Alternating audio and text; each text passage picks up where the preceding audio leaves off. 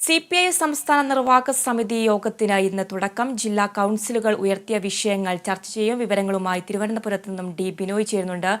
Binoy, CPI സംസ്ഥാന നിർവാഹക സമിതി യോഗത്തിനാണ് ഇന്ന് തുടക്കമാകുന്നത്.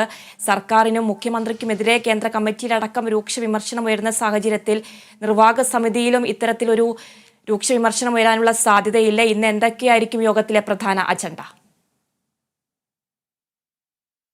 ലോക്സഭാ തെരഞ്ഞെടുപ്പ് ഫലം വന്നതിന് ശേഷം വളരെ രൂക്ഷമായ ഭാഷയിൽ മന്ത്രിസഭയും നേതാക്കന്മാരെയും എല്ലാം തന്നെ വിമർശിച്ച പാർട്ടിയായിരുന്നു CPI. CPIയുടെ ജില്ലാ തലത്തിലുള്ള ജില്ലാ കൗൺസിൽ യോഗങ്ങൾ എല്ലാം തന്നെ പൂർത്തിയായി കഴിഞ്ഞിരിക്കുന്നു. ജില്ലാ കൗൺസിൽ യോഗങ്ങളിൽ എല്ലാ ജില്ലകളിലും വലിയ തരത്തിലുള്ള വിമർശനമാണ് മന്ത്രിസഭയ്ക്കെതിരെയും ഒപ്പം മന്ത്രിമാർക്കെതിരെയും ഉയർന്നു വന്നത് എന്നുള്ളത് ഏറ്റവും വലിയ ശ്രദ്ധേയമായ കാര്യമാണ്. പ്രത്യേകിച്ചും ഭരണവിരുദ്ധ വികാരം ഉണ്ടായി എന്ന് ആദ്യം തെരഞ്ഞെടുപ്പ് ഫലം വന്നതിന് ശേഷം പറഞ്ഞതും CPI തന്നെയായിരുന്നു. അത്തരത്തിൽ വലിയ തരത്തിലുള്ള ആരോപണങ്ങളാണ് CPI എല്ലാ ജില്ലാ കൗൺസിൽ യോഗങ്ങളിലും ഉയർത്തിക്കൊണ്ടുവന്നത്. പ്രത്യേകിച്ചും നവകേരള സദസ് പോലുള്ള യാത്രകളും അതുപോലെ തന്നെ കേരളീയം പോലുള്ള പരിപാടികളും ഒന്നും തന്നെ കാര്യമായ തരത്തിൽ ജനങ്ങളിലേക്ക് ഇറങ്ങിച്ചെല്ലാൻ കഴിഞ്ഞില്ല. മാത്രവുമല്ല, നവകേരള സദസ് കൊണ്ട് എന്താണ് ഉദ്ദേശിച്ചത്, അതിന് എതിരായ ഒരു ഫലമാണ് സംസ്ഥാന സർക്കാരിന് ലഭ്യമായത്. ഒപ്പം സപ്ലൈകോ പോലുള്ള സ്ഥാപനങ്ങളിൽ നിന്നും ആളുകൾക്ക് കൃത്യമായ സാധനങ്ങൾ എത്തിക്കാൻ കഴിയാതെ പോയി. മാത്രവും അല്ല, വിലക്കയറ്റത്തെ പിടിച്ചു നിർത്താൻ കഴിഞ്ഞില്ല.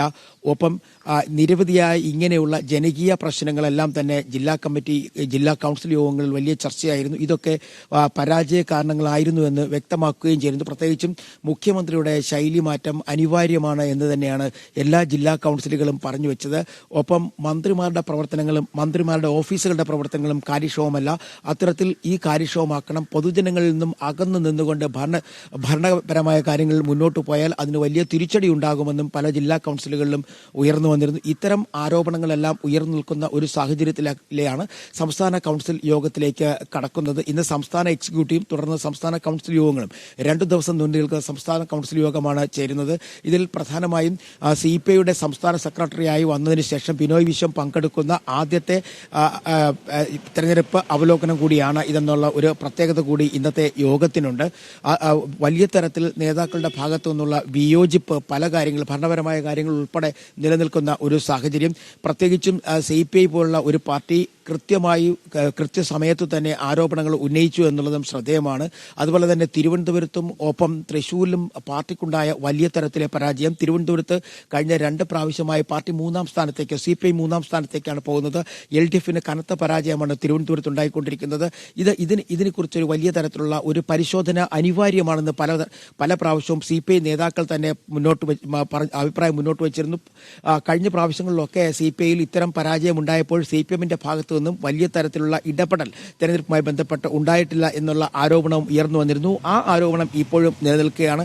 പലപ്പോഴും CPMന്റെ പ്രമുഖരായ നേതാക്കളെല്ലാം തന്നെ തൊട്ടടുത്ത മണ്ഡലങ്ങളിൽ പ്രചാരണത്തിന് പോകുമ്പോൾ CPIയുടെ നേതാക്കൾ മാത്രമാണ് തിരുവനന്തപുരത്തുണ്ടാവുക. ഇത്തവണയും അത്തരത്തിൽ അത് സംഭവിച്ചിരിക്കുന്നു.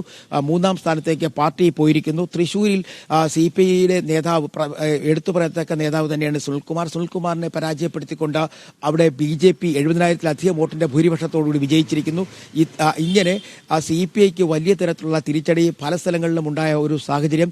ഇത് എല്ലാ ജില്ലാ കമ്മിറ്റികളിലും ചർച്ചയായിരുന്നു. പ്രത്യേകിച്ചും തിരുവനന്തപുരം, കൊല്ലം, പത്തനംതിട്ട, കോട്ടയം, ആലപ്പുഴ ജില്ലകളിലാണ് CPIയുടെ ഭാഗത്തുനിന്ന് വലിയ തരത്തിലുള്ള വിമർശനം ഉണ്ടായിരിക്കുന്നത്.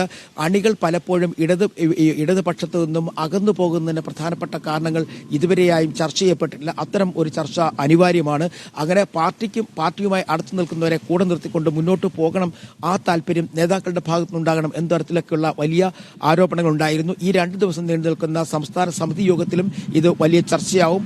പാർട്ടിയുമായി ബന്ധപ്പെട്ട കാര്യങ്ങളിൽ തീരുമാനം എടുക്കുന്നത് അല്ലെങ്കിൽ പാർട്ടിയുടെ നിലപാടുകളുമായി ബന്ധപ്പെട്ട കാര്യങ്ങളിൽ വലിയ തരത്തിലുള്ള തീരുമാനങ്ങൾ അനിവാര്യമാണെന്ന് തന്നെയാണ് നേതാക്കളും പറഞ്ഞു വയ്ക്കുന്നത്. ഒപ്പം കഴിഞ്ഞ സമയത്ത് രാജ്യസഭാ തെരഞ്ഞെടുപ്പുമായി ബന്ധപ്പെട്ട രാജ്യസഭാ സീറ്റ് സുനീറിന് നൽകിയത് വലിയ തരത്തിലുള്ള വിവാദങ്ങൾക്ക് വഴിവെച്ചിരുന്നു. മുതിർന്ന നേതാക്കളെല്ലാം ഒഴിവാക്കിക്കൊണ്ട് മറ്റൊരു നേതാവിലേക്ക് കൊടുത്തത് ഇതൊരു ന്യൂനപക്ഷ പ്രീണനത്തിന്റെ ഭാഗമായിട്ടാണെന്നും ഇത്തരത്തിൽ ഇങ്ങനെയുള്ള പ്രീണനങ്ങൾ CPI പോലുള്ള രാഷ്ട്രീയ പാർട്ടികളിൽ പാടില്ല എന്നും CPI നേതാക്കന്മാർ പറഞ്ഞു വെച്ചിട്ടുണ്ട്. അത്തരത്തിൽ വലിയ തരത്തിലുള്ള ചർച്ചകൾ ഈ CPI സംസ്ഥാന കൗൺസിൽ യോഗത്തിൽ ഉണ്ടാവാനുള്ള സാധ്യതയുണ്ട്. CPI സംസ്ഥാന നേതൃയോഗങ്ങൾക്ക് ഇന്ന് തുടക്കം. ജില്ലാ കൗൺസിൽ ഉയർത്തിയ വിമർശനങ്ങൾ നിർവാഹക സമിതി യോഗത്തിൽ ചർച്ച ചെയ്യും.